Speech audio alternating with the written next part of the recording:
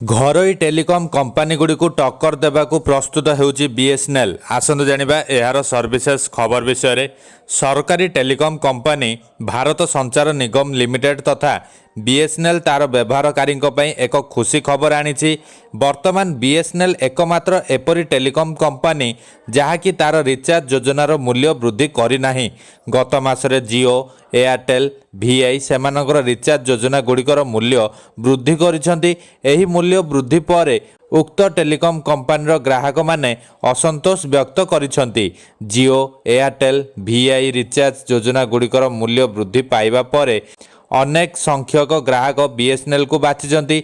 BSNL पूर्व परी कम मूल्य रे रिचार्ज योजना जोगाउथिबा बेले कंपानी ग्राहकों पाई आउ एक बड़ खुशी खबर आनी देछि। प्राप्त सूचना अनुसार बीएसएनएल खूब शीघ्र निजर 5G सेवा आरंभ करने को जाउछि।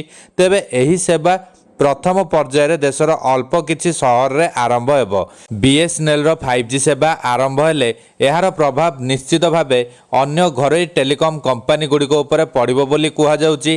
कारण 5G सेवा आरंभ होई गले बीएसएनएल व्यवहारकारी माने कम मूल्य रे कॉलिंग सहित सस्ता मूल्य रे हाई स्पीड डाटा पाई परिबे।